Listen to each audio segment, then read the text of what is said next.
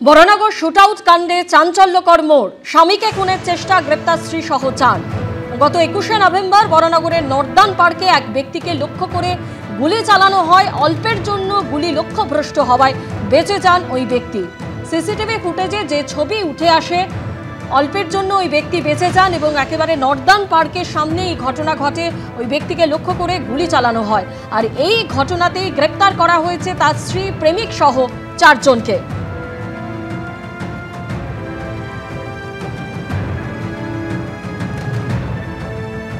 গত 21শে November বরানগরের northern পার্কে এক ব্যক্তিকে লক্ষ্য করে গুলি চালানোর ঘটনা ঘটে। সিসিটিভি ফুটেজে যে ছবি উঠে এসেছে, অল্পের জন্য গুলি লক্ষ্যভ্রষ্ট হওয়ায় বেঁচে যান ওই ব্যক্তি।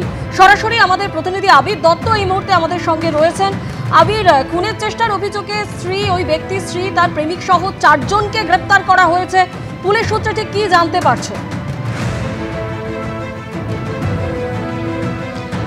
দেখো, ইতিমধ্যে এই যে ঘটনা ঘটেছিল গত 21 তারিখে বরানগরে নর্দান পার্কে, সেখানে এক ব্যক্তি বিকাশ মজুমদার, যাকে লক্ষ্য করে গুলি চালানো হয় এবং যেটা পুলিশ প্রাথমিকভাবে জানতে পেরেছিল যে বাইকে করে দুজন আসে এবং তারপর এই যে গুলি যখন চালানো হয় তখন ওই ব্যক্তি নিজের বাড়ির কিছু ময়লা ফেলার জন্য বেরিয়েছিলেন এবং তারপরেই তাকে লক্ষ্য করে গুলি চালানো হয় এবং লক্ষ্যভ্রষ্ট হয়ে যাওয়ার জন্য বা কোনো না কোনোভাবে যান্ত্রিক ত্রুটি হয়ে যায়, ওই আগ্নেয়াস্ত্র হতে পারে, যেটা খতিয়ে দেখা হচ্ছে পুলিশের তরফ থেকে, এবং সেই জন্য ওই ব্যক্তি কিন্তু প্রাণে বেঁচে যান।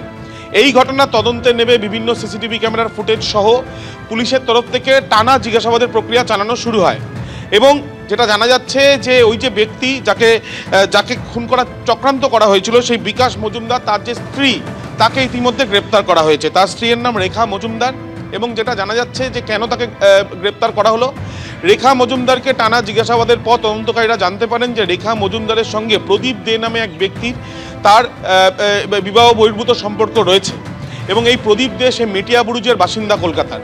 এবং টানা জিজ্ঞাসাবাদ এবং পারিপার্শ্বিক তথ্য প্রমাণ খতিয়ে দেখে তদন্তকারীরা এটাও জানতে পারেন যে প্রদীপ দে এবং রেখা তারা পরিকল্পনা করে এই ঘটনা ঘটানোর এবং তারপর তারা এই প্রদীপ দেরই আরেকজন পরিচিত এবং যেটা জানা যাচ্ছে সেই যে পরিচিত তাকে সুপারি দেওয়া হয় এবং সেই ব্যক্তিও মেটিয়াবুরুজের বাসিন্দা এবং সুশান্ত আদক তার নাম, এবং সুশান্ত আদকের মাধ্যমে আরও এক ব্যক্তির সঙ্গে তাদের পরিচয় হয়, মোহাম্মদ শামীম লস্কর।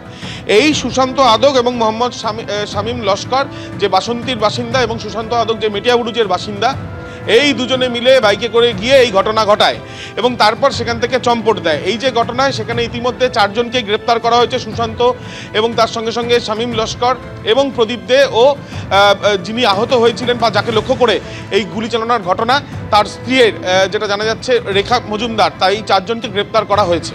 এই ঘটনায় মূলত এই 4 জনের মধ্যেই পরিকল্পনা হয়েছিল এবং এই ঘটনা ঘটানো হয়েছিল এবং তাদের পরিকল্পনা ছিল খুনের, এমনটাই পুলিশ সূত্র থেকে জানা যাচ্ছে। বর্ণগর থানার পুলিশ ধৃতদের জিজ্ঞাসাবাদের পর ধৃতদের কিন্তু গ্রেপ্তার করেছে এবং মূলত তোমায় জানিয়ে রাখি যে দুজন এই আগ্নেয়াস্ত্র নিয়ে সেই গুলি চালানোর ঘটনার সঙ্গে যাদের যোগ রয়েছে, তাদের দুজনকে দক্ষিণ 24 পরগনা থেকে ধরা হয়েছে বলে পুলিশ সূত্র থেকে জানা যাচ্ছে। এবিপি আনন্দ, এগিয়ে থাকে, এগিয়ে রাখে।